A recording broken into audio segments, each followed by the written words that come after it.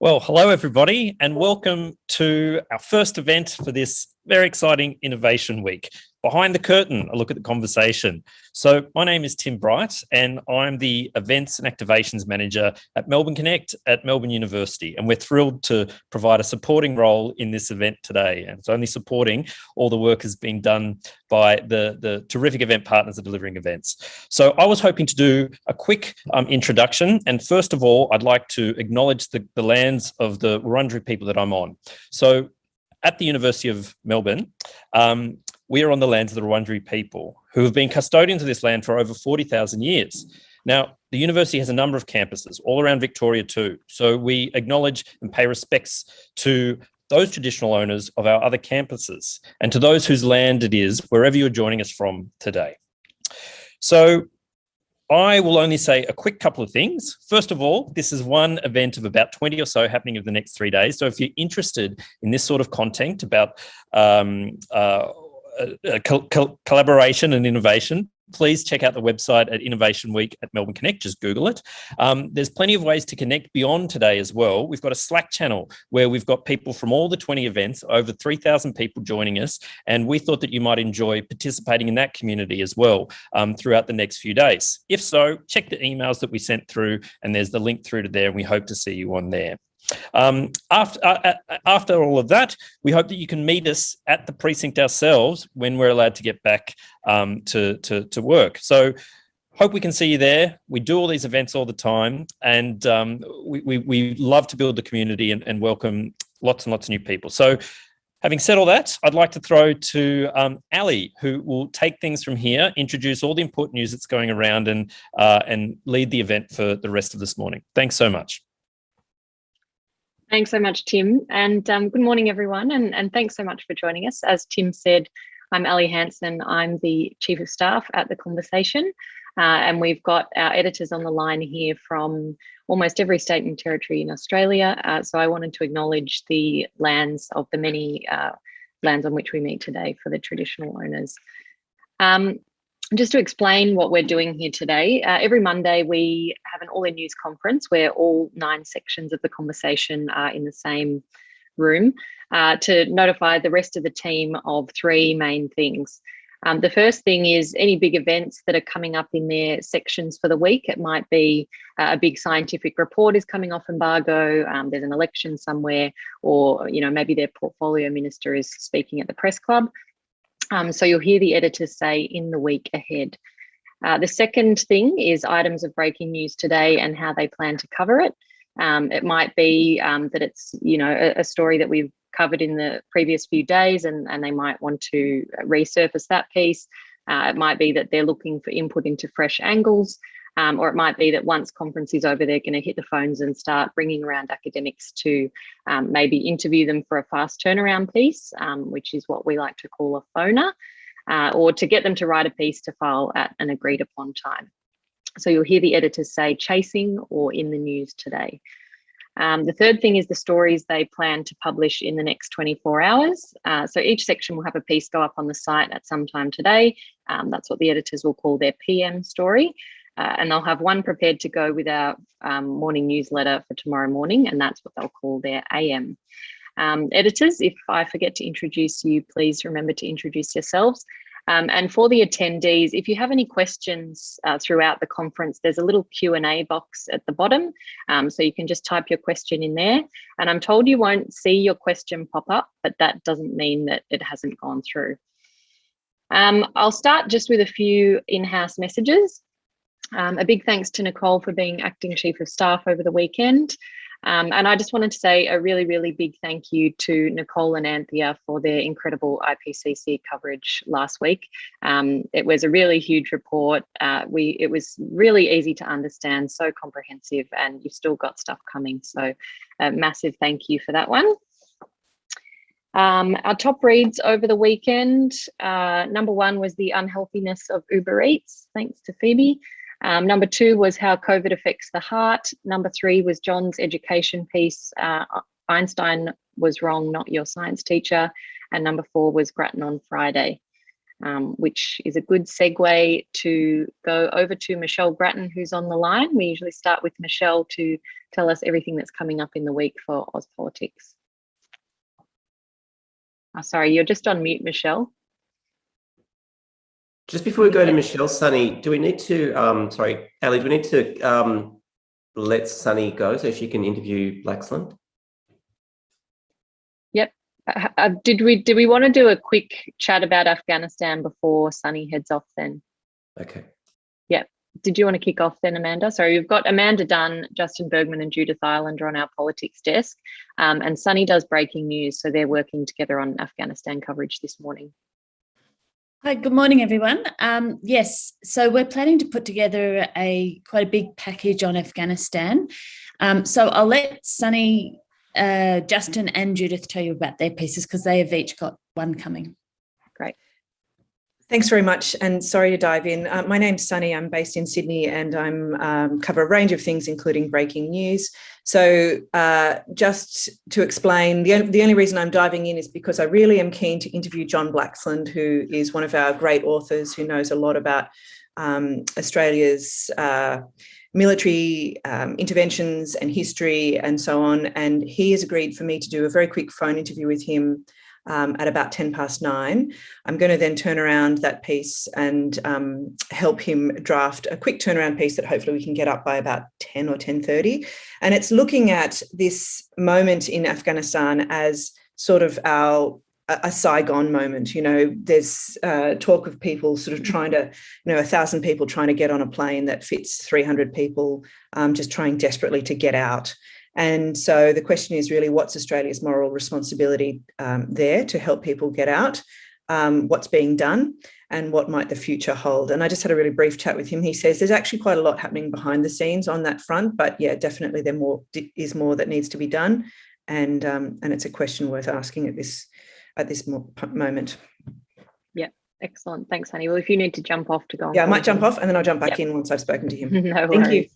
Thanks, Sunny. And Justin. Hi, so I've got 2 pieces that are ready. I'm sorry, they're already in. And sorry, I'll introduce myself again. I'm the deputy politics editor here.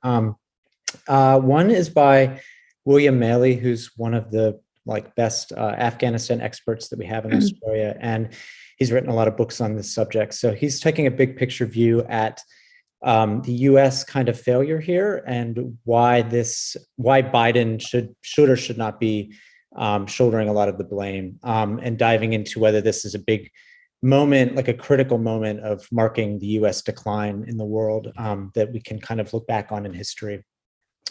The second piece I'll let Jude brief on, which is about the women. Hi there, good morning everyone. I'm Judith Ireland. I'm also a deputy editor in the politics team. I've got a gender, peace and security expert from Monash University. Her name's Jenna Sapiano, and she is writing for us on this really awful, dire situation for women and girls in Afghanistan. We did have a piece out of the US this morning that we brought across in the newsletter on this. So just the thing I'll be looking for is to differentiate the pieces. But yeah, what's the situation this group of women and girls are facing? What can they do? What can we do? I guess we're trying to look for some silver linings in all of this because it's pretty scary. So again, that'll be something we get up as soon as we can today, but it'll also be for tomorrow as well. So has she already filed? She has filed, yeah, sorry. Okay. And she was working with another author who's actually got a lot of in-country experience. So the other author is an Afghan lawyer who is now a PhD student in Melbourne. And she used to work with the Afghan president's office and with the Human Rights Commission. So she has a lot of experience, but Unfortunately, when I reached out to her a couple of weeks ago, she was just about to give birth. So she agreed to co-author with this other expert and provide her knowledge and research. So it's great to have this piece, but it's taken a while to kind of get going. Yeah. Yeah. All right. Excellent. All right. They're terrific for today. I've just got a couple of other things for sort of the week ahead that would be good going forward. Could we get something on kind of the organizational makeup of the Taliban? Like, there's no one leader. So kind of what will it look like for the Taliban to be leading Afghanistan?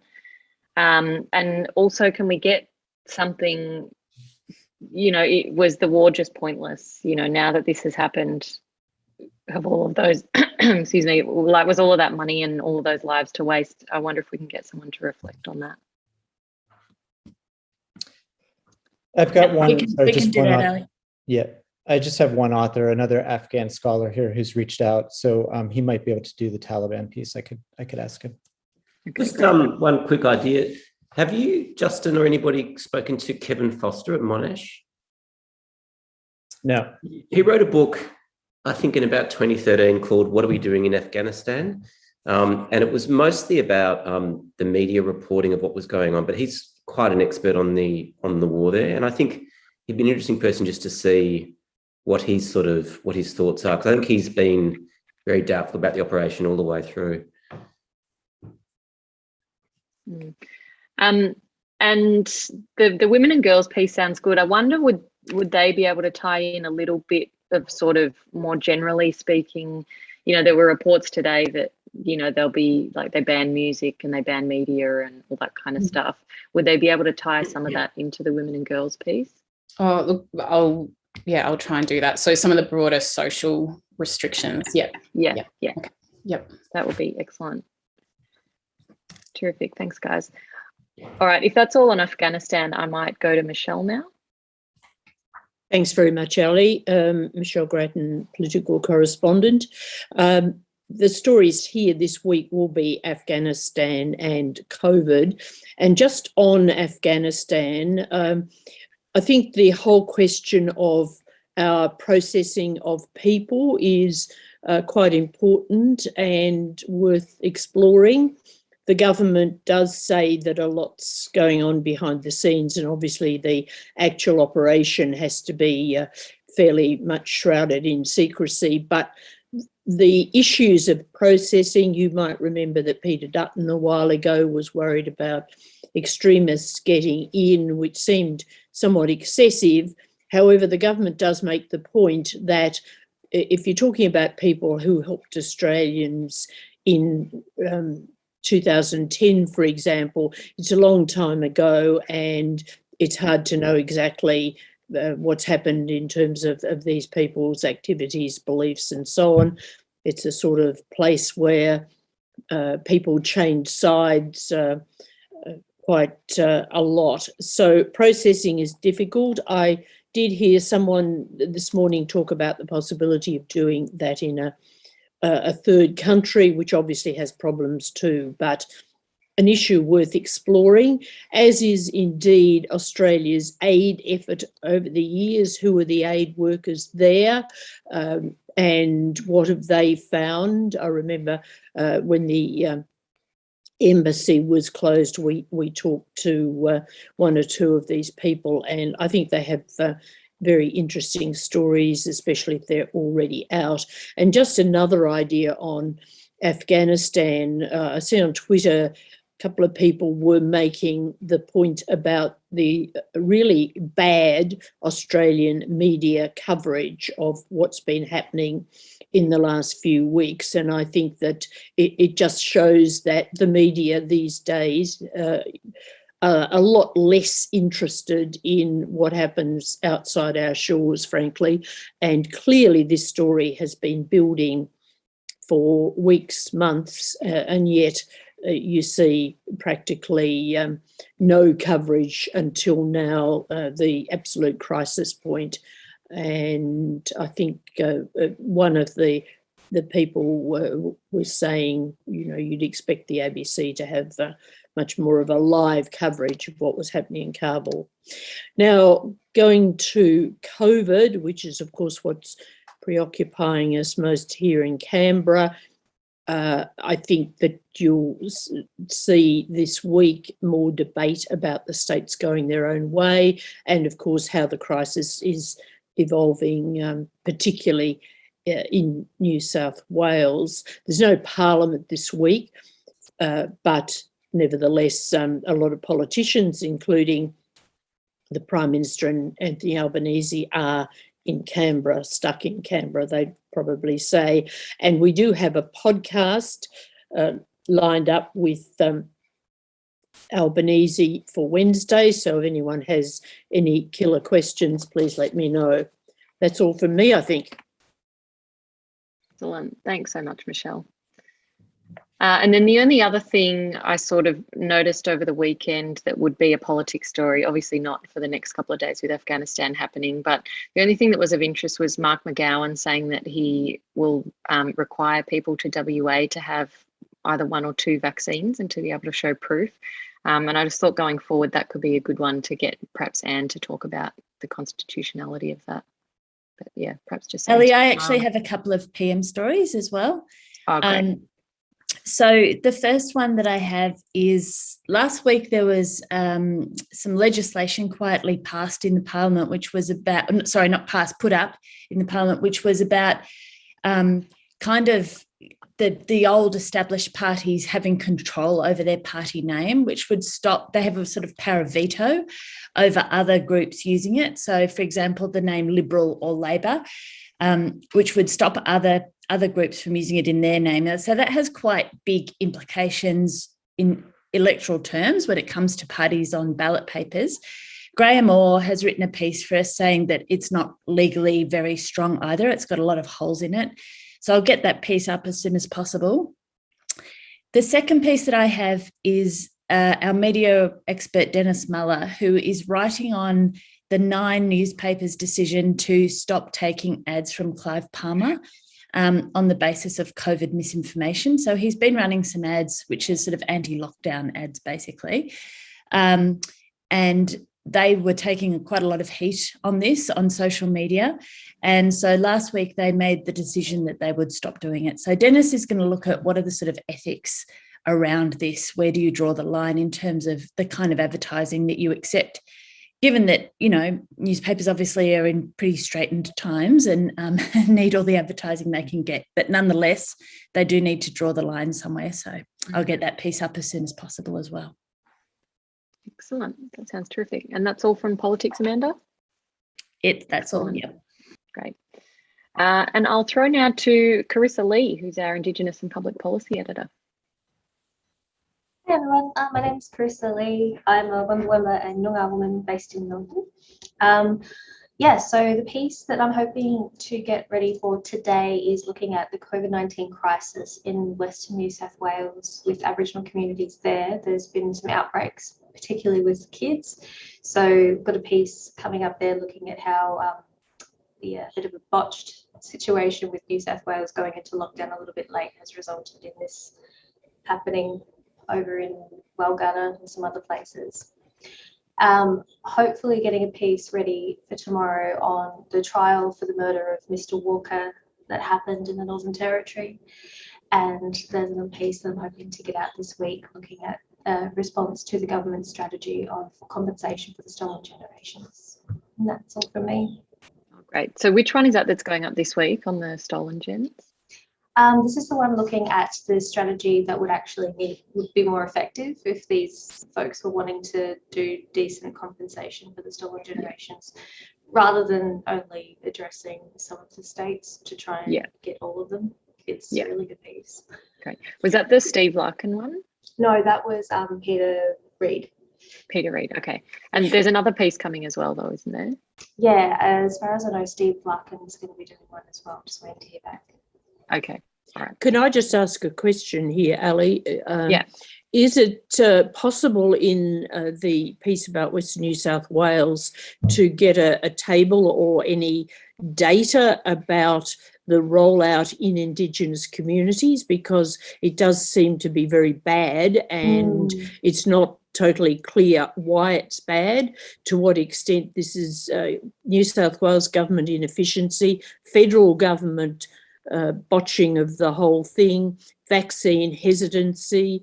For example, in the Northern Territory, I heard a few weeks ago that some fundamentalists were out campaigning in these Indigenous communities saying, God will look after you, don't get the vaccine. So some data about what the situation looks like in terms of coverage would be good. I know it might be hard to get, but presumably the health department or the Aboriginal Health Services peak body would have some material on that.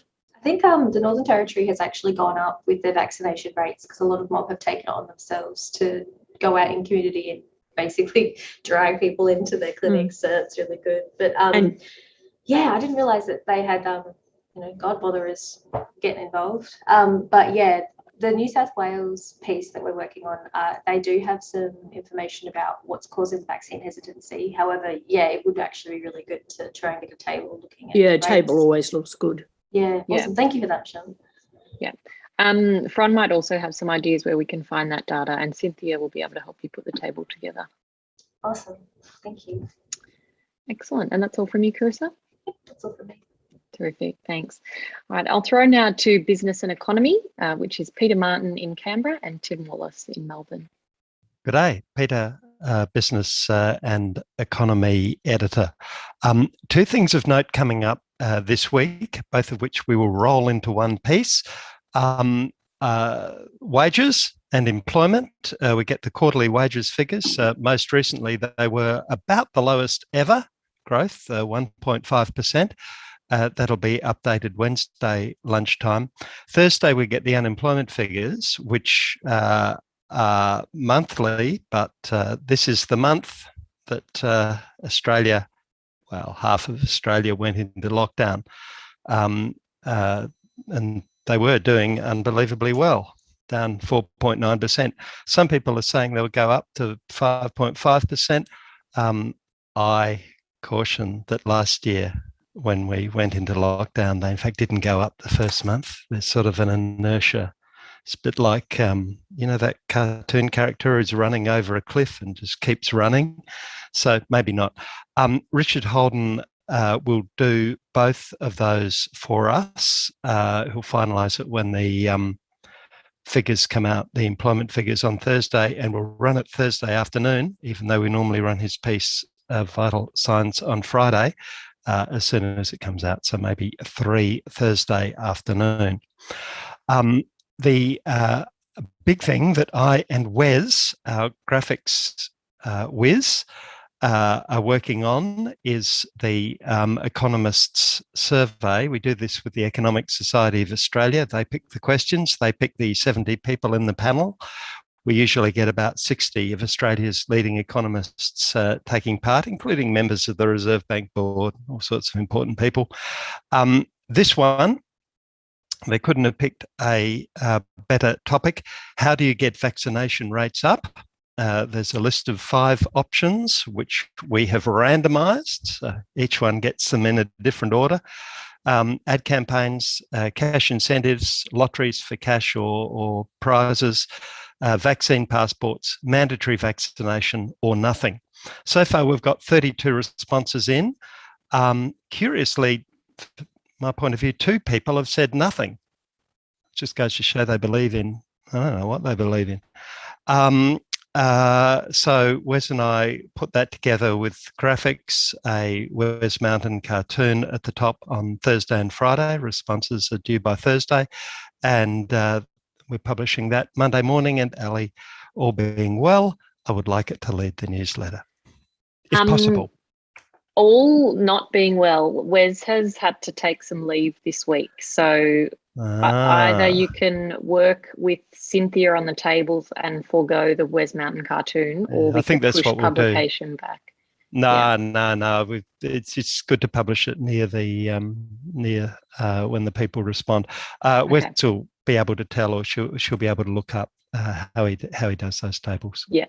We also publish, as an incredible service, we publish the answers of every economist. They give reasons why in full, for paragraphs and paragraphs in tabs, so it doesn't take up much room. And my deputy, Tim Wallace, has tomorrow's story. Thanks, Peter. Hi, Tim Wallace in Melbourne. I'm Peter's deputy. For AM, a piece looking at why the proliferation of video streaming services, with the latest one in Australia being Paramount Plus, why these may drive us to greater piracy. So it's going to be a bit of an economics lesson on the fundamental economic dynamics of the video streaming market and how it differs from music in particular. Excellent. Thanks, Tim. We're curious. Sorry, Peter, you've He's going to say he's curious about something, but I'm not sure what he's curious about. Well, we'll have to remain curious about He's curious about many things. Yeah. All right. Thanks, Peter.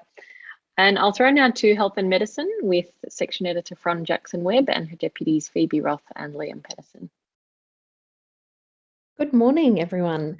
Okay, on our chasing list today, now that New South Wales has finally gone into the statewide stage 4 lockdown, I want to get something comparing the numbers from Victoria's second wave and New South Wales second wave. So something that looks at kind of the case numbers at this stage, how long it took to come back from that peak, or where Victoria peaked, how long it took to come back.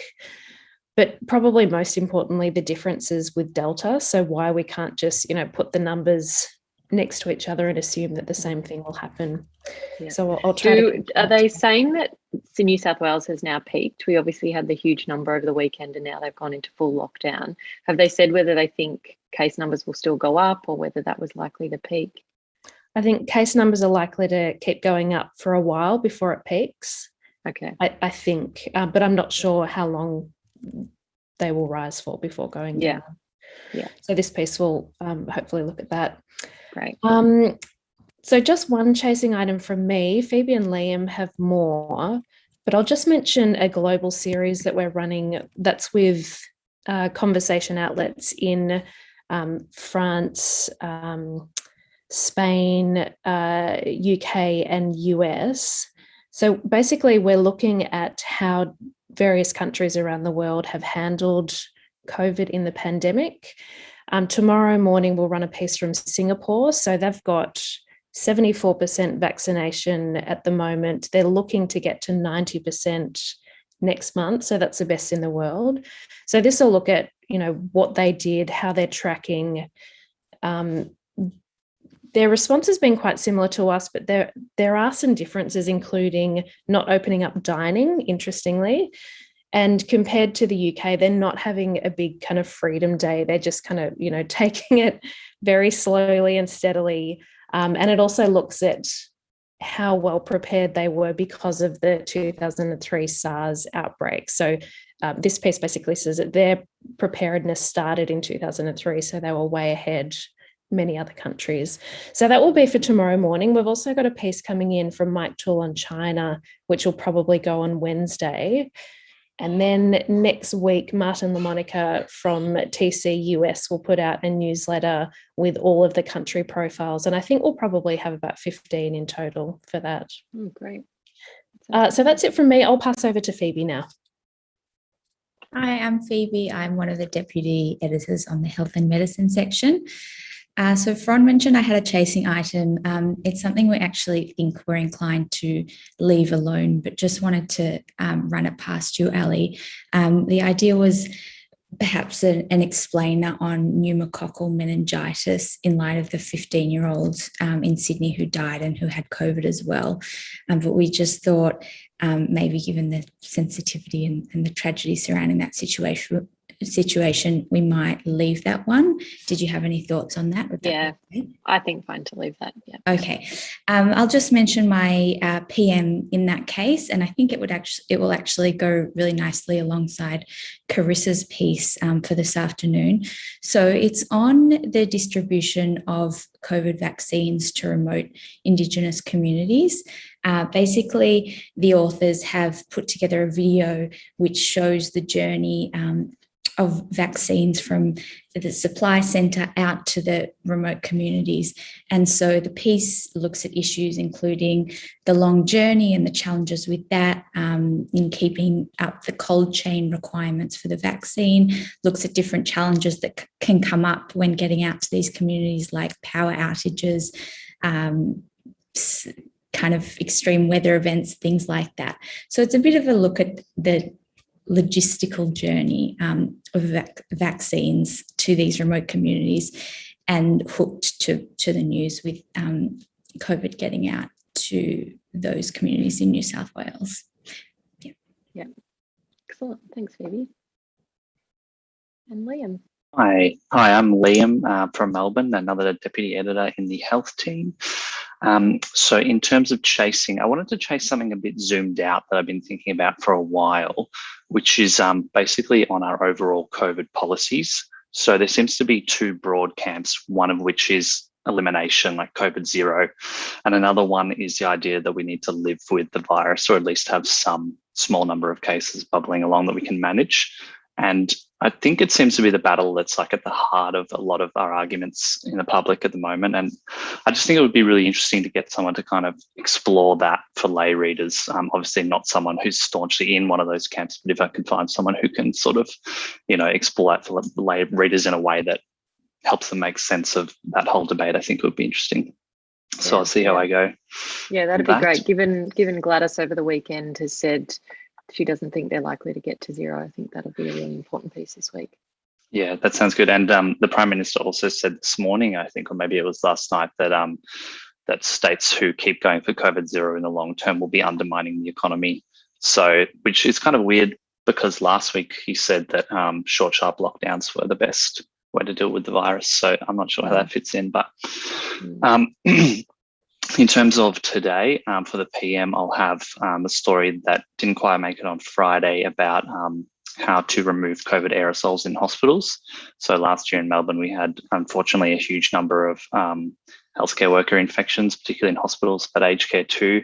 But this group of researchers has been focusing on ventilation and those sorts of things since then. So they've sort of found one key finding was 2 small portable air cleaners can clean 99% of infectious aerosols in a room within 5.5 minutes. So they did all these studies at Royal Melbourne to see what worked best, and that was one of the best things. And they also touch on some other methods as well. And that's it from me. Excellent. Thanks, Liam. And I saw you guys were chatting a bit about kids this morning. Can you just let me know what we're thinking on that? Because it just, I mean, the vaccines are still not approved in kids, but it seems like COVID's affecting kids more and more. And so, are they going to be fast tracked, or is it still not a priority because kids aren't getting sick? What's happening? Yeah, I still don't think it will be. There's still a lot of discussion about whether or not we should prioritize kids. And I think, there's a lot of division, with probably half of experts saying, no, we shouldn't. We need to, make sure all the vulnerable groups are done. We need to really tackle that 18 to 39 group. We should look at, sending spares overseas because we're not covered until everyone's covered.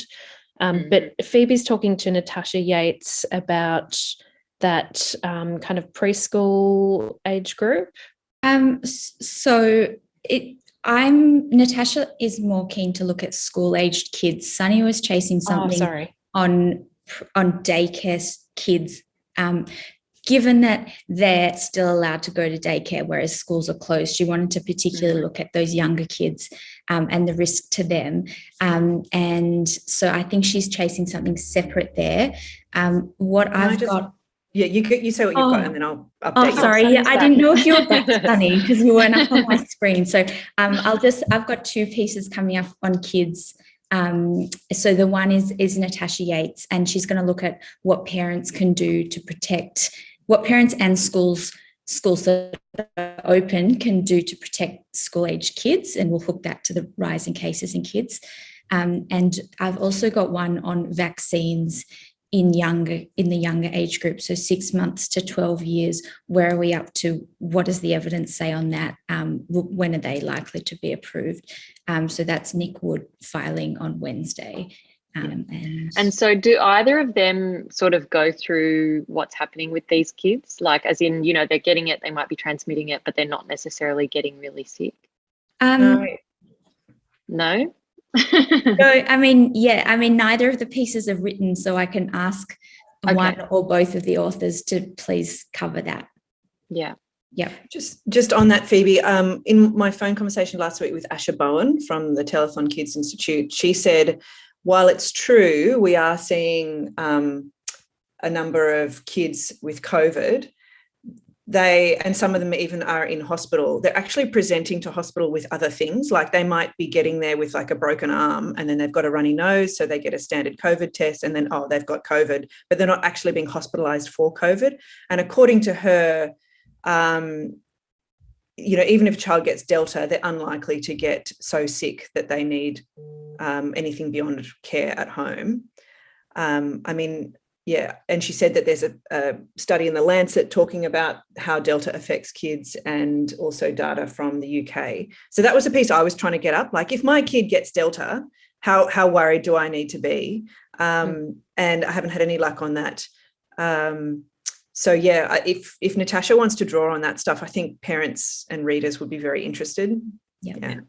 Yeah, sure. And Ali, just to mention, we're also chasing a piece on long COVID in kids. Oh, yeah, great. And so, I mean, there is a lot of discussion about how prevalent that is, but it seems like it's around kind of 5% of kids have kind of longer term symptoms. And is that less than the adults that get long COVID? I think that's about 10%, yeah. So, I mean, the figures jump around. Some estimates are 10% for kids, 20% for adults, but it seems about half for kids. Is that your take on it, Liam? Yeah, I think it's definitely less in kids. I think the problem, and something I was reading earlier today on Twitter, is that it's so like loosely and poorly defined at the moment. So it's so hard to get accurate figures on actually what we're talking about is actually defined as long COVID. But yeah, I think it is less in kids, but I think it's definitely still emerging, which is why a lot of the researchers I've spoken to have been hesitant to write yet, but still chasing something, so hopeful. Yeah. Right, excellent. Thanks so much, guys. And I'll throw now to our New Zealand desk with editor Finlay McDonald. Sure, Australia. Apologies from my co-editor, Veronica. She's got food poisoning, unfortunately. I too am chasing a piece specifically on New Zealand's moral responsibilities in Afghanistan. It seems like we've been extremely slow, our government has, in offering assistance to the contractors and translators that were working with our provincial reconstruction team. There's a couple of authors here that would be good on it. Whether I can get them in time, I'll keep you posted about where we get to with New Zealand on that. For AM, a piece following up on the IPCC, there's a big ongoing debate in New Zealand about the amount we spend on roading infrastructure. At the very moment, we should be not. So this is looking at broadly at the potential for congestion charging, particularly in Auckland and the other cities, to reduce reliance on the motor car. And I know that Veronica has a science piece coming, which I'll just briefly mention. There was an orca calf that was orphaned in Wellington recently and eventually died, had to be euthanized, I think. And it's a piece about best practice around whale strandings, of which we get a lot in New Zealand. And that's it from New Zealand. Excellent. Thanks, Finlay. And I'll throw now to Environment and Energy with editor Nicole Hashim and her deputy Anthea Batsakis. Hi everyone, Anthony's actually not in today, so I'll cover off. So this week I'm keeping an eye out for more follow-up angles on the IPCC climate report out last week, just to keep the coverage going.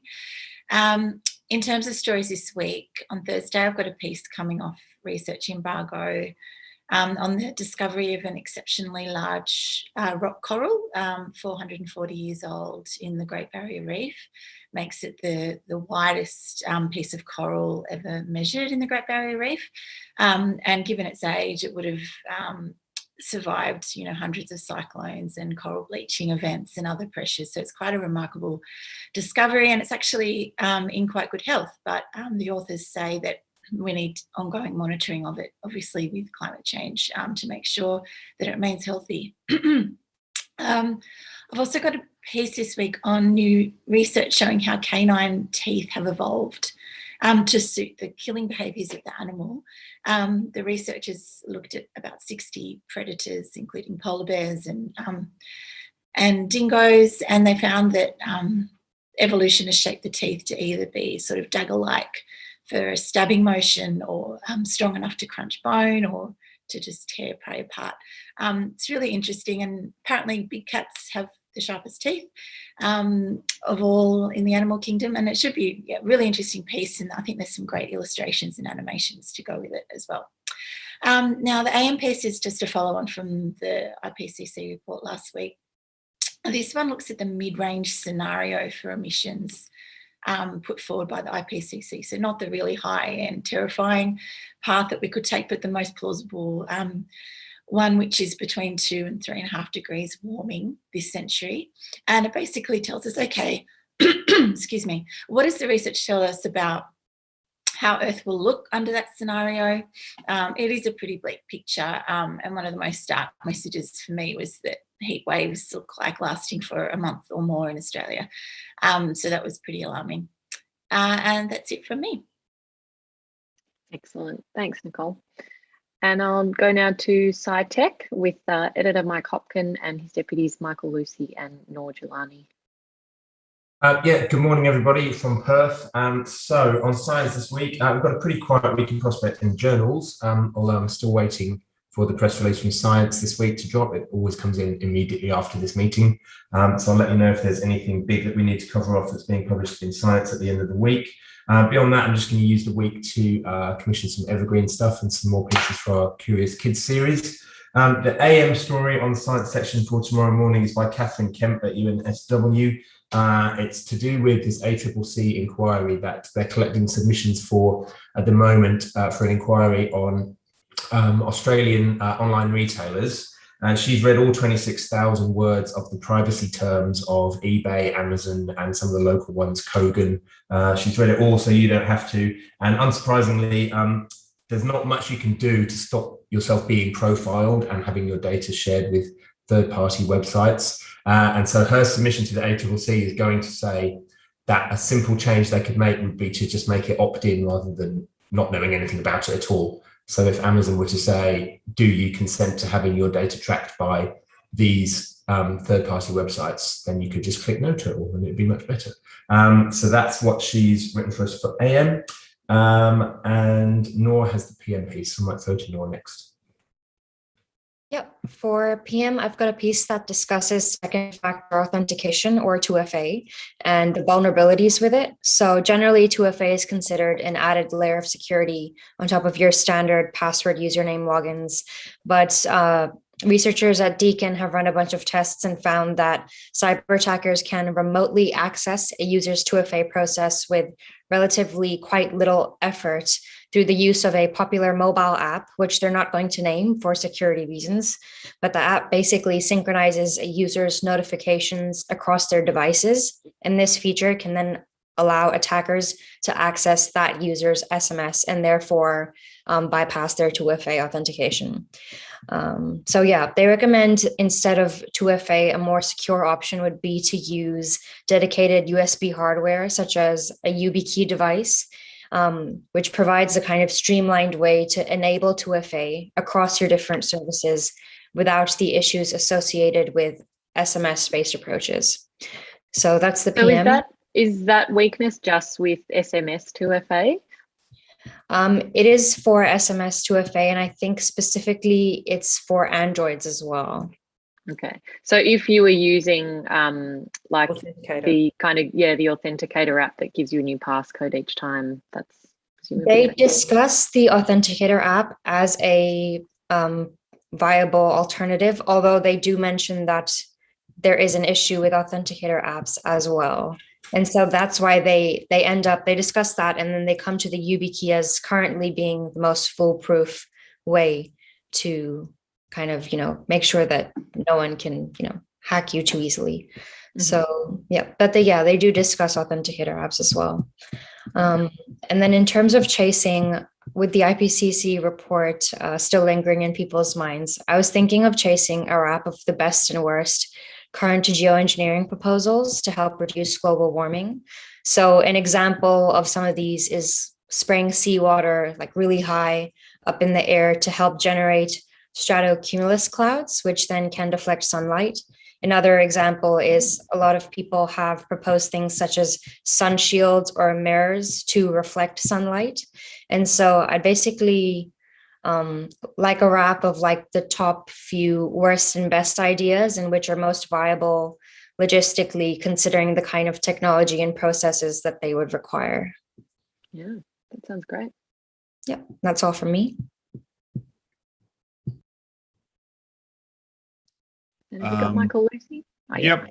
So Michael Lucy here, another deputy editor in Science and Technology. I'll be quick. The only piece I'll have in the next day or so is an online culture one about OK Boomer memes and how they arose and what they tell us about. The authors are sort of arguing they've looked closely at sort of thousands of TikTok videos of OK Boomer memes and they're arguing this is sort of a key moment in the formation of Generation Z as a kind of political unit who think of themselves as kind of a political group with interests as opposed to, boomers and other generations and so on and so forth. That's based on some research that was published just late last week, I think. Yeah. And that's it from me. Excellent. And is that all from SciTech? That's the lot. Terrific. Thanks, guys. And I'll throw now to education with Sasha Petrova. Morning. For me today, in the news, there was a piece that Noel Pearson wrote in The Australian on the weekend. And he was basically arguing that inquiry-led teaching harms students' learning. He's arguing this on the basis of a paper by John Sweller, which was published in the Centre of Independent Studies, by the Centre of Independent Studies. So Noel Pearson is basically saying, the evidence is in, inquiry-based learning is really bad. So inquiry-based learning is, as opposed to explicit learning, is where you give kind of students agency over their own learning, and you sort of give them a problem and let them figure it out themselves, as opposed to just teaching them, facts and teaching them how to solve the problem. So he's saying, and this is an age-old argument between the conservatives and kind of the left-wing education people, is that inquiry-based learning does not teach kids facts in a really efficient way, and explicit-based learning does. So I've got someone talking, Alan Reid, he's a policy expert, and I'd like him to sort of look at the fact that, first of all, in inquiry-based learning, it's not so much, teaching isn't so much about learning facts and learning new concepts. So while explicit learning will give you an efficient way of learning new concepts, there's a lot more to education that is about critical thinking. It's about finding ways to solve a problem. It's not about knowing, how to get from A to B and being told that and remembering that. It's also about trying to figure it out yourself. So the evidence is in that explicit teaching does actually help you learn new concepts faster.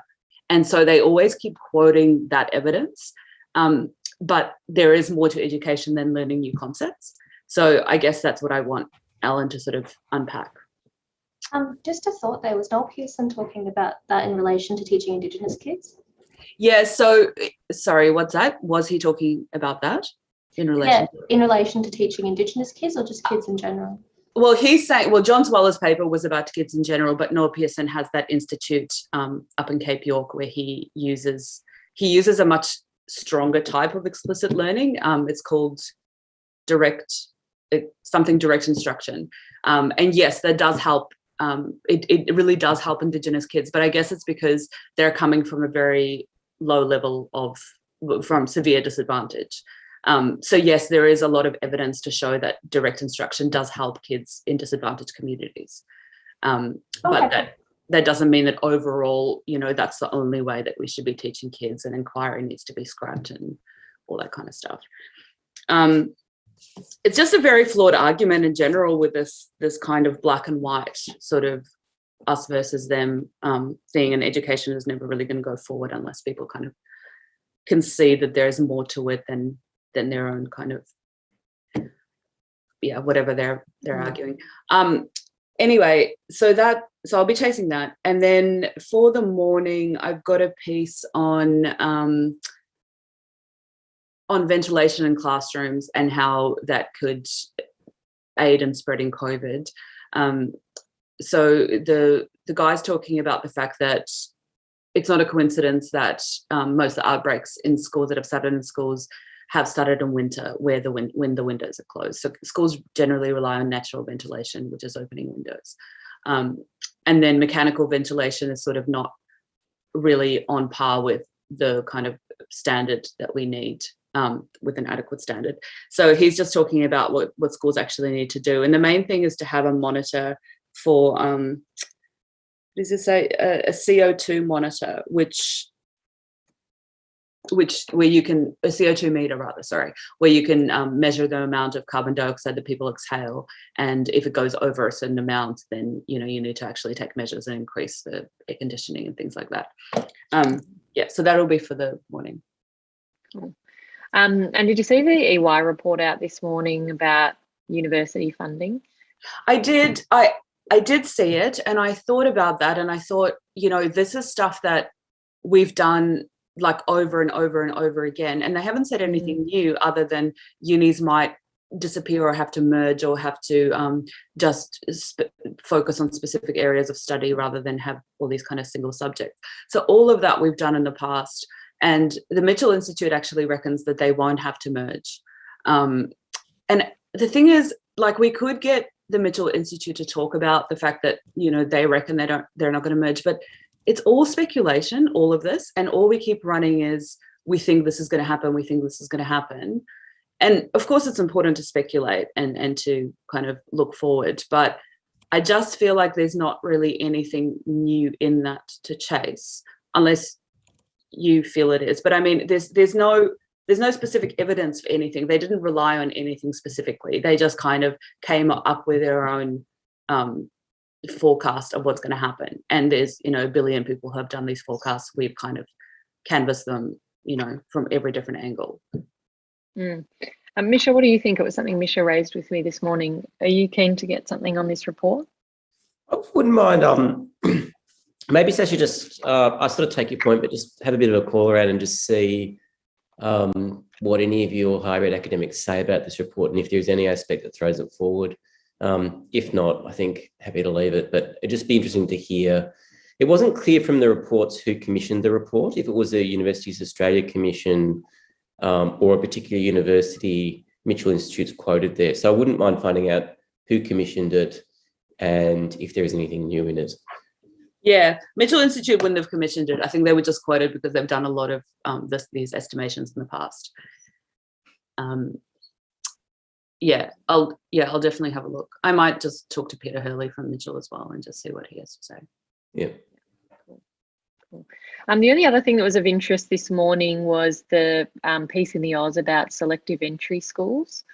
I don't know if you saw, in the Age, did I say the Oz?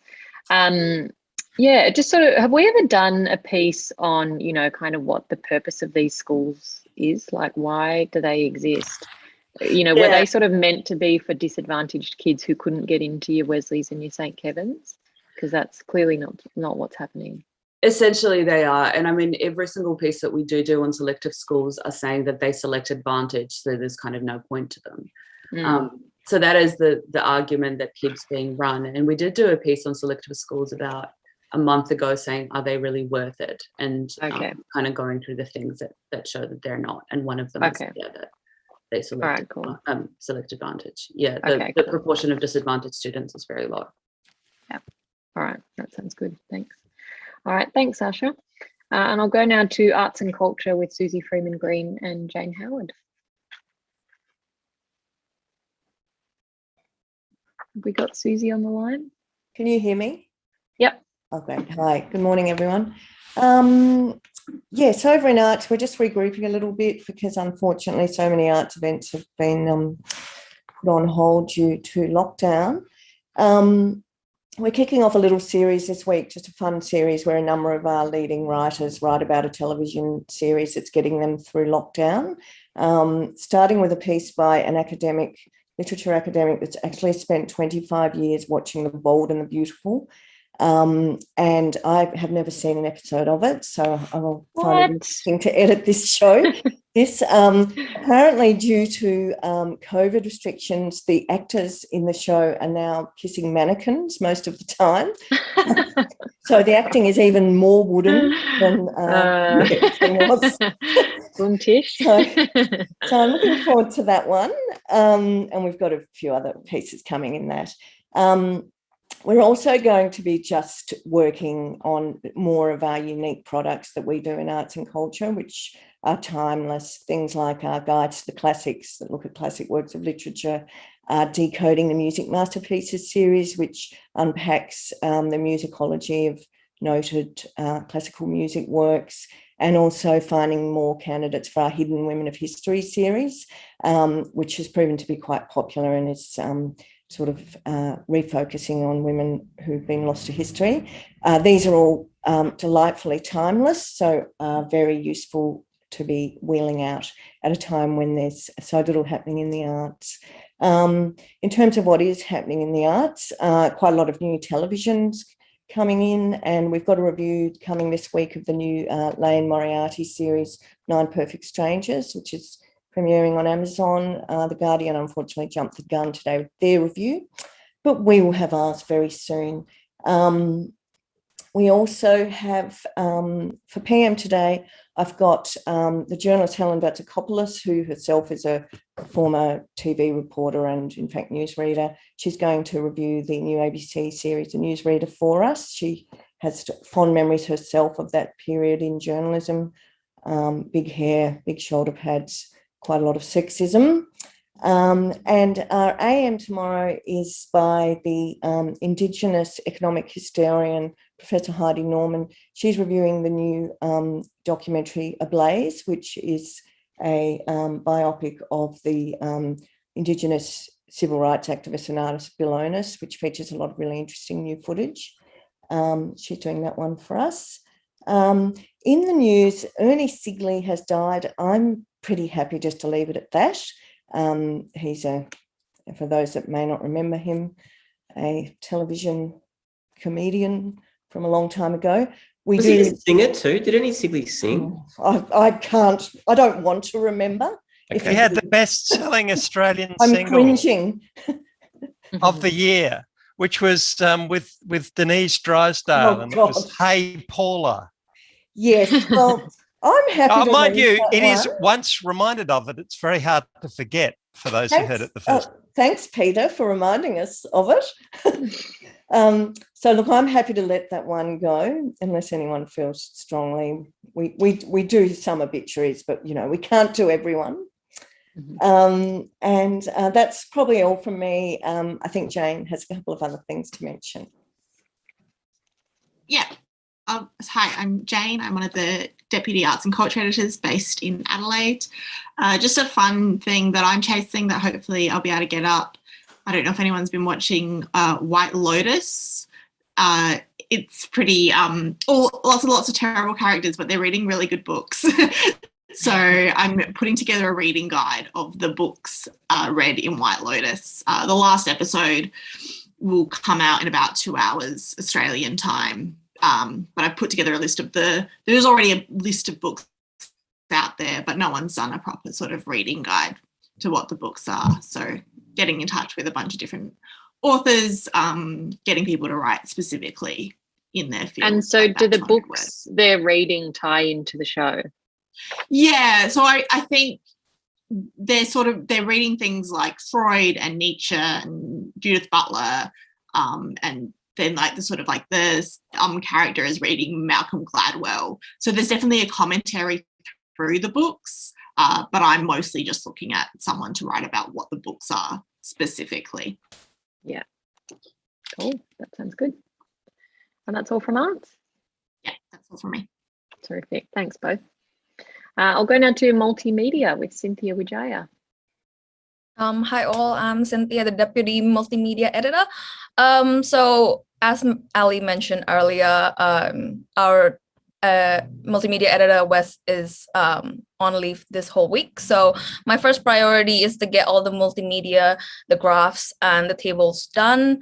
And aside from that, I do have a few video projects that I'll be working on as well. One of them is the Who Would Win video series, which is an animation video series between bald eagle versus wedge-tailed eagle, which is exciting and fun. But yeah, first things first is to get all the graphs and the table done. So that's it for me, I guess. Excellent. Thanks, Cynthia. And last but not least, I'll throw to our audience development team. So the head of that team is Tessa Ogle, and she works with Ben Clark. Awesome, thank you. Good morning. My name's Tess. I'm the acting digital editor. So our on-site numbers have been healthy over the last week. They're a little bit lower than this time last month, but it was an exceptionally high month. So all good there. We had really great engagement on Instagram over the last week. We got over 2,500 new followers, which is great, and mostly attributed to our coverage on the IPCC report and our vaccine coverage. Our At a Glance and 10 Ways You Can Help the Climate got over 80,000 views. And our post on I can still get COVID after I'm vaccinated, so why should I get vaccinated, reached over 100,000 people, and we attained over 1,000 followers just from that one post. That was based on Fron's piece, and a suggestion from Lisa, so that was awesome. And just for the week ahead, I'm wondering if we do an explainer on the organisational makeup of the Taliban. I don't want to overload Cynthia, but if we could have an infographic, that might be really valuable for readers too, to help them visualise. So I asked Justin earlier in the conference to get that piece, so I think he's going to chase someone on that this week. Yeah, awesome. Well, I'll have a chat to Cynthia if she has time for an infographic. Cool. And that's all from me. Do you have anything, Ben? Yes, I'll be very quick. I just wanted to give a quick shout out to Tim, whose piece on the survey of on vaccine incentives took out 2 of the top 3 posts that we had on socials. So that one went really, really well. Another one that went really, really well on Twitter was the, as Tess mentioned, on Instagram, the 10 ways that you can help the climate. So that's just a bit of a reminder, I guess, to editors. If you can think of any creative ways to resurface old pieces, that all came about from Nicole, mentioning to us, hey, this could be an opportunity to resurface some content. So if you've got any milestones or dates or news events, anything that we can resurface some old content, it can, sometimes they take out, the top socials post or in the top 10 of the week. So it's a great opportunity to get some more reads to your older pieces. And that's pretty much it for me. I'll just say that Cynthia and Peter, I might have a chat to you as well about the Economist survey. Tess and I are on a bit of an infographic kick at the moment. So if we've got some good little infographics there, we could put those on socials too. Yeah, that's pretty much all from me. Thanks, guys. Great, thanks, Ben. And I like the Wes Mountain artwork in your background there, Tessa. Strategically placed, well done. Thank you. Product placement. All right, well, that's all of our sections. So that wraps us up for this morning. Thank you, everybody, for joining us. So the editors and I are going to head off now and hit the phones, but I believe our guests will have their questions answered now by Lisa and Misha. But I think, Tim, are you going to jump in the interim? Hey, thanks, Ali. Yes. Well, thanks so much. And all I wanted to say was a couple of quick things. Again, privileged to be a part of this. I feel really, really honoured, and the comments coming through from the Zoom webinar is testament to the how impressed everybody else was, and it's terrific to be able to be a part of it. The only thing I was going to do is I'm going to throw a poll up to anyone that's on the webinar there, just saying, give us a bit of a rating. That'll always help with what you like and don't like, that sort of thing. And also, I might throw in the chat there a link to Innovation Week. As I said, there's another 20 events happening in the next few days. If you enjoyed this, there might be some other kernels of wisdom in there for you, and we'd love for you to join us. So that's all I had to say, Ali, and thanks for having us as a part of it. All right. Thanks, everyone.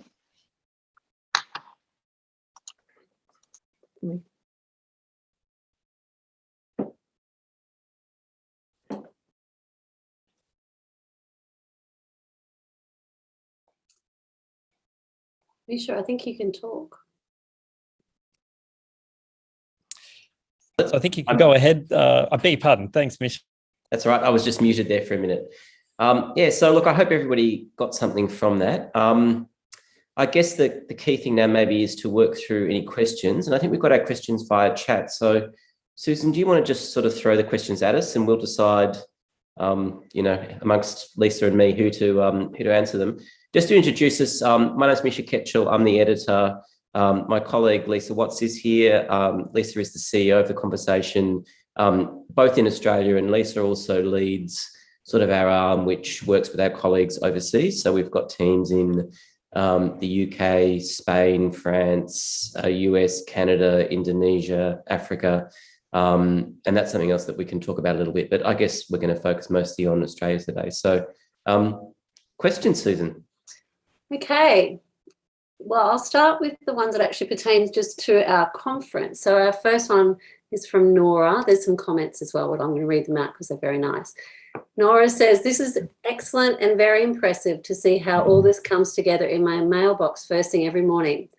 I was wondering, when there are any breaking or urgent news stories overnight, which might affect your cover or lead story in the next morning's newsletter, how do you manage that? Also, on a side note, this has become my favourite news source lately. Having been a journalist ages ago, I really appreciate how you all do this as a team. Thanks, Nora. Great. Thank you. Yes, that's very nice. And it's a great question, because when news breaks overnight, the short answer is, how do we handle it? It's with great difficulty because our team isn't working overnight. So what we do is we have an editor who gets up in the morning, who sends out our morning newsletter, and it's their job to try to take on board any major news that's happened overnight that we might need to mention or take into account in the newsletter that we send out. Generally, we're not going to have time to commission a new piece, but what we might be able to do is note it and let readers know that coverage is coming, and then we'll sort of start work from early in the morning on the piece the next day. So we're actually not commissioning, between about probably 7 o'clock the night before and 7 a.m. the next morning. We don't have people who are on duty at that time. Might be worth mentioning, though, with the international colleagues, across the 8 or 9 editions, there'll be lots on Afghanistan, etc. So we'll probably be doing a lot of copy sharing for global type events, but if it's local, yeah. Chris says, this is such a wonderful look behind the curtain. Thanks for opening this up for us. Just curious, is this a daily or weekly check-in? So this one that everybody saw today is weekly. So this is the one we do every Monday where the whole team is together. What happens every other day, so Tuesday, Wednesday, Thursday, Friday, is the Chief of Staff has a meeting with each section individually. So Ali will meet with the arts section, the business section, the politics section. And the reason that we do that is without sort of a whole room of, 25 or 30 people sitting there, you get a chance to really talk about ideas in more detail and sort of some of the nuance of how you might present an idea, how you might develop a story. So this one is sort of the big check-in, which has got a little bit of pre-planning for the week ahead. And then we do more detailed individual meetings throughout the week. All right, a couple of questions about the conversation. Bob Seagraves, pardon me if I didn't pronounce your last name correctly, said, could you please explain the background to the conversation in Melbourne Connect? How are they set up? And Dennis Robertson would like to know who funds the conversation. Sounds like one for me. Yeah. Yeah. I think the first question is about the history of the conversation and Melbourne Connect.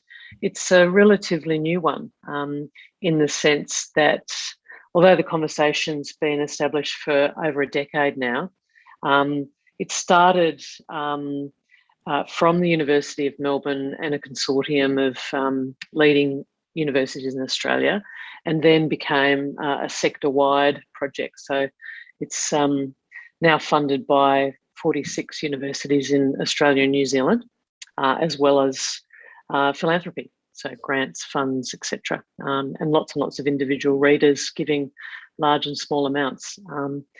And we are, I guess we've always had a connection. We've always been on campus at the University of Melbourne, and our interstate editors. So, for example, Sunny, who came and went, who's doing breaking news out of Sydney, she's usually at UTS, and Mike, who's in UWA, he's at the University of Western Australia, has a desk there. So our university partners really, hopefully, and mostly see themselves as being sort of custodians and owners and partners of the conversation. As a non-profit, they're our shareholders, our partners, our content providers. So we've always had that connection in Melbourne with the University of Melbourne because of proximity. And when the chance came to move into Melbourne Connect building, we sort of jumped at it because it's perfect for us. So we're moving into that space when our office is finished, which hopefully will be only a few months' time, and hope to be able to do lots more of these sorts of things with Melbourne Connect and have a stronger community that way. Peter Laver would like to know what proportion of articles are invited by editors compared with articles submitted by authors seeking publication? Yeah, it's a good question. What you heard then, because it's our sort of daily news planning conference, which is everything that's off the news, was probably more a focus on things that are in the news agenda that we're commissioning. But there's also a steady stream of article pitches from academics. We get hundreds and hundreds of pitches every week. And I'd probably say it would skew slightly more towards the news coverage, but only slightly. So maybe about 60-40 sort of articles commissioned off the news to articles that come through pitch. But that will change day to day, week to week. So it's sort of variable depending on what's going on. Catherine Weller said, can you do this live every week? It's a fantastic transparency and amazing for students. And her question is, what advice can you give to academics on how best to work with journalists? The on-off record, on background, fast turnarounds are a whole new language. Well, it's not, we can't do this particular event every week, but we do open up our news conferences often for particular groups, academics, people that want to come along. And so if you are interested in organising for a group to join news conference, you can talk to Susan, and that might be something that we can organise if you've got a particular group that wants some insight into how we work.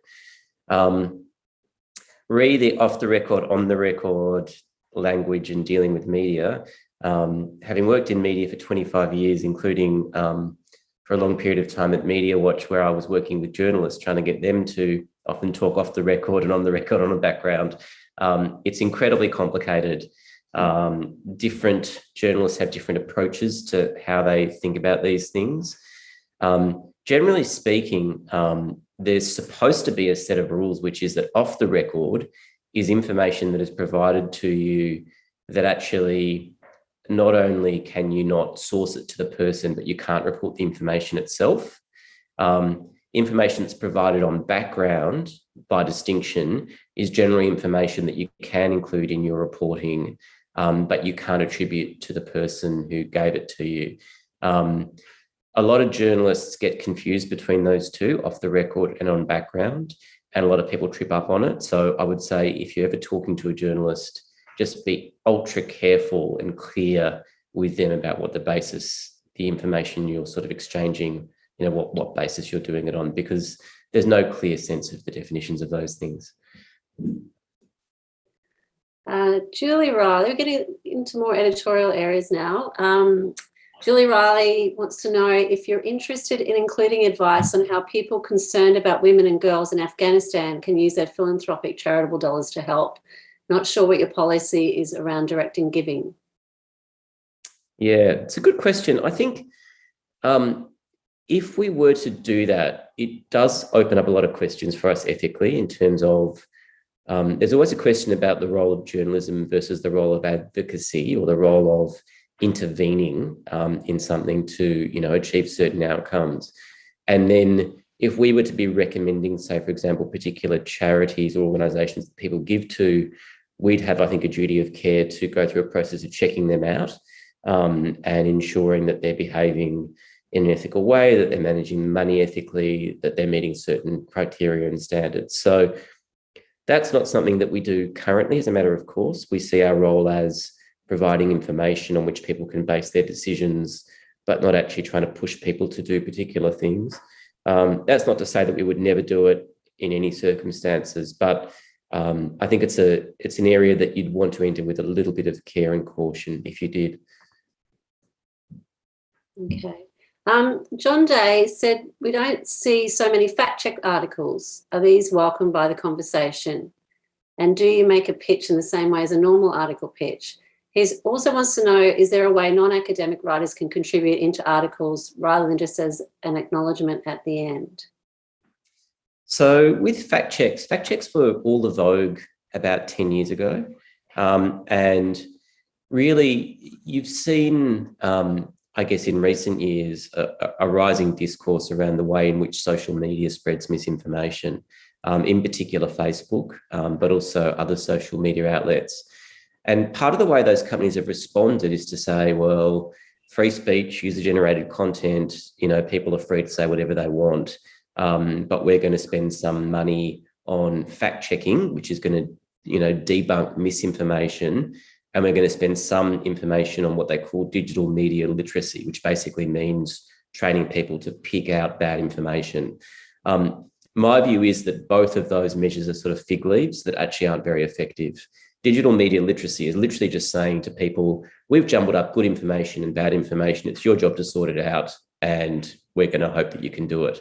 All the evidence shows that that's very unsuccessful, that people really struggle to, in a day-to-day way where there's a lot of information coming at them, sort out what's reliable and what's not. So I sort of have little faith in that.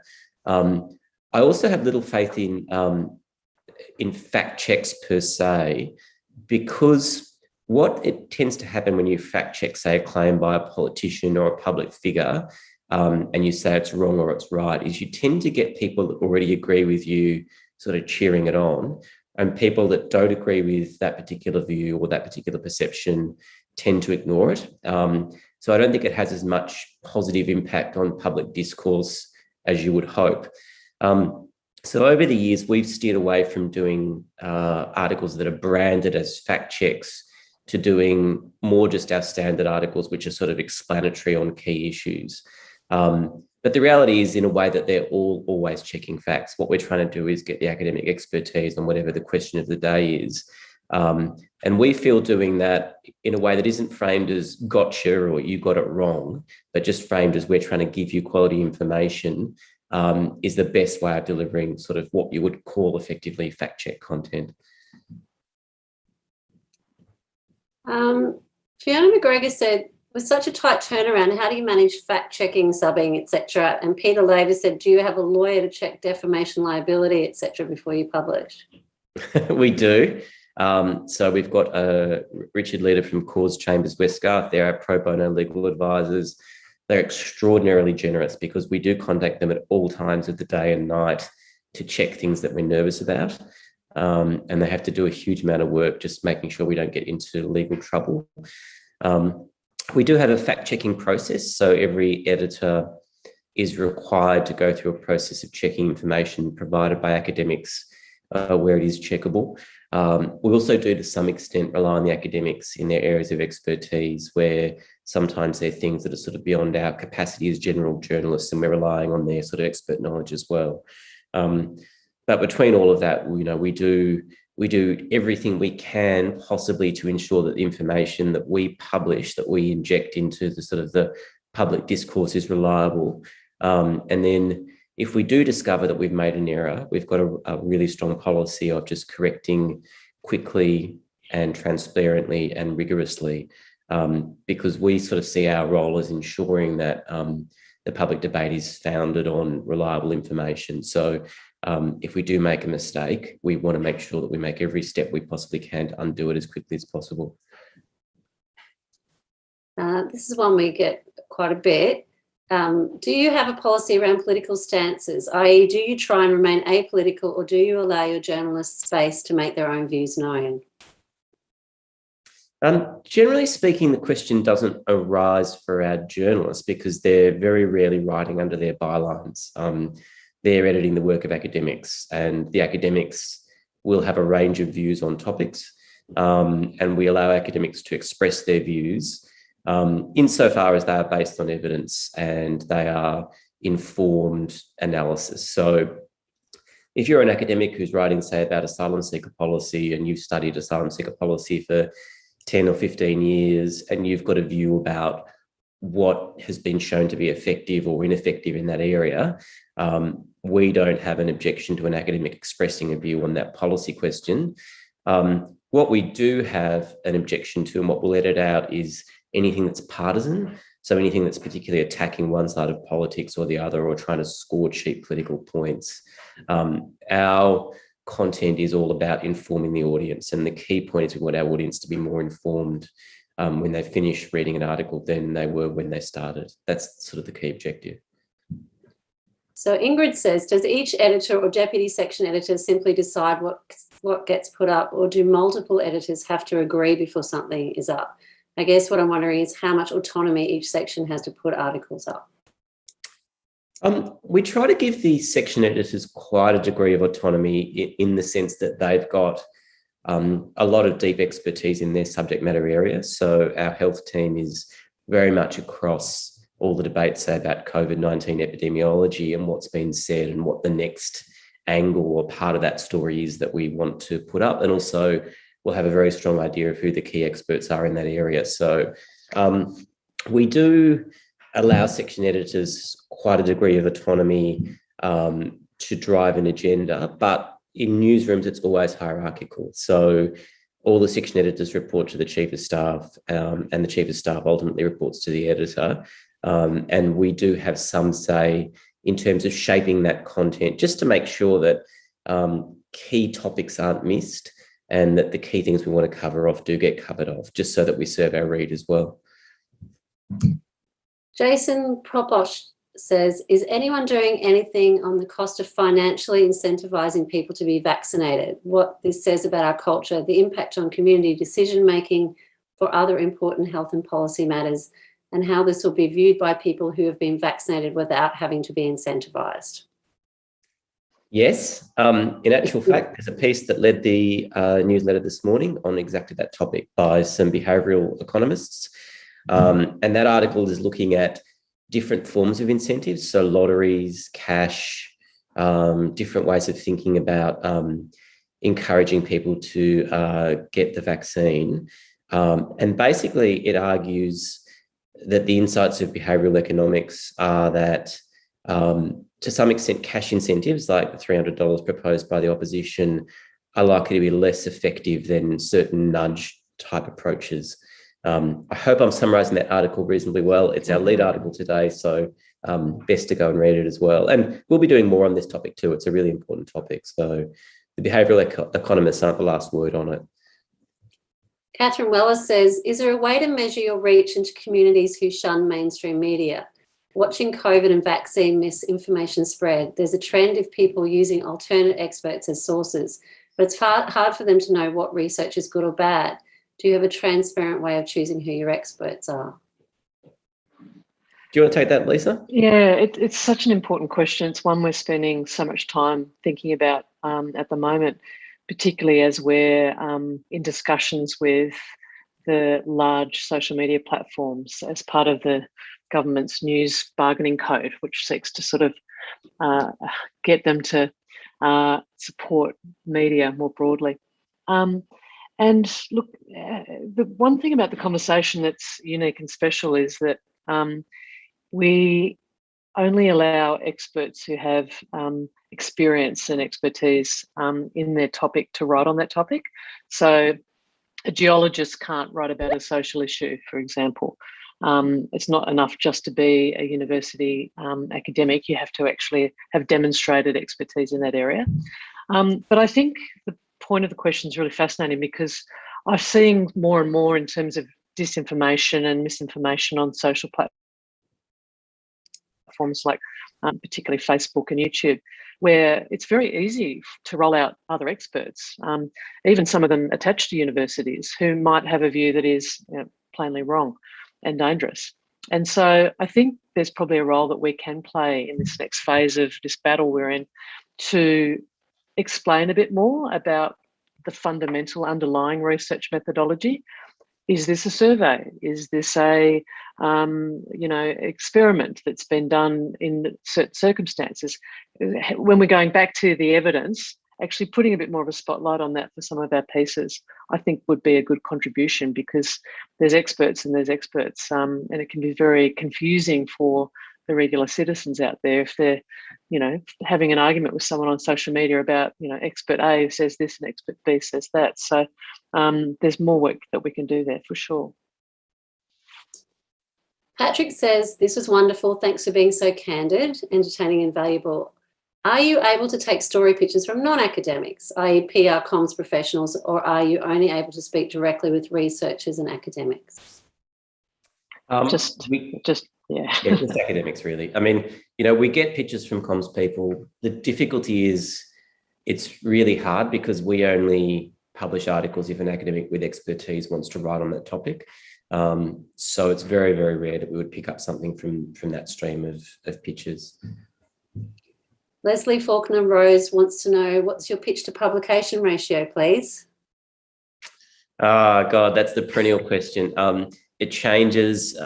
We did a snapshot at one point. It was about 3 in 10. So we were picking up about 3 in 10.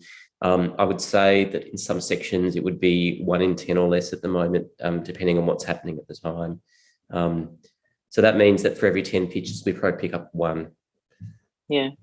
And look, in a way, it's it's because of the size of the editorial operation. So you heard earlier in the news conference, somebody, I think Peter Martin in economics, wanted to have a sort of cartoon at the head of a story he was working on. But Wes, who is our single illustrator, he's away this week, so that won't be happening. Whereas, if we had a bit more scale in some of the key areas, we might be able to expand potential to pick up more pictures, but it's just a circumstance of scale and size. Faith Tabalujan says, thanks so much for this insider view into your work. My question is, how can a current university student pursuing a career in journalism like me get involved with the conversation? Are there any particular experiences or skills essential if I was to apply for an internship or employment opportunity? So I guess the answer is we do have an intern program, which has been very successful. A lot of students have been involved in that program. And in actual fact, quite a few of our staff have come through as interns, including Ali Hansen, who is the Chief of Staff, who you saw running news conference today. She's a former intern. In fact, there's probably about 4 or 5 on our team who are former interns who are now working with us. The program has been slowed down a little bit by COVID in the past sort of year or so, but I think we are looking at our next intake. So I would definitely suggest applying for an internship. Susan, I forget how you actually do that. Is there a particular email address at the moment, or how do we? I don't know, but I can find out if people want to email me. Yeah, we can put you in touch with the right person if you're interested. And yeah, we'll be doing an intake. Hopefully, we'll be back to something a bit more normal, and we'll be running our internship program from at least next year. I think the best email address is partnerships@theconversation.edu.au. So if you just email me there, I'll find out for you. Sarah B said, at the start of the pandemic, there were a few articles outlining how destruction of the environment had made the spread of pandemics more likely. And so connecting the climate crisis to the increased likelihood of pandemics, but that focus seems to have gone from the narrative. Did you get any feedback on how people felt about this, whether they believe there was a connection? And do you feel there is a need to try and help people understand what's needed to prevent other pandemics rather than just focusing on what to do to get through this one? Oh, look, it's a great big point. Editorial question. Yeah, look, it's a great point. I mean, the difficulty with any point like that is just finding a way of making it fresh. You can't just say the same thing again and again and again. So we've done everything we can to try to highlight those links.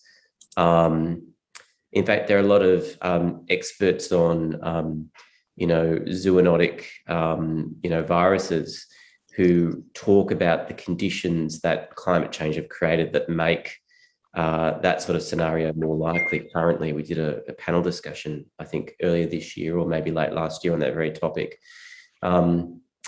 So yes, it's an important thing to highlight. We highlight it whenever we can, whenever the opportunity arises. To some extent, we're a little bit hostage to the news cycle, so we try to work around where these issues come up, where there's opportunities to sort of highlight the research. It's about the best answer I can give, really. Okay, well, we have to wrap up. One last question. How do I pitch to the conversation? Okay, so you have to be an academic, first of all. And if you're an academic, you can create a profile on our website, and there's a pitch button that you can use that will guide you through the process, where you can basically explain very quickly what your story is about, what your expertise is, and what you're planning to write for us. And the pitch button's on the right-hand side of our homepage, about 2/3 of the way down.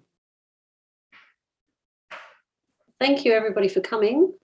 Yeah, thank you, everybody. It was yeah, fantastic. I'm sorry we couldn't see you, but because there's quite a few of you, I think we sort of had to do it this way. But it was great that you all came today, and thanks for the lovely feedback as well. That was terrific to hear. Yeah, very good. And thank you for hosting at Melbourne Connect. Yes, thank you, Melbourne Connect. Thank you. Thanks again.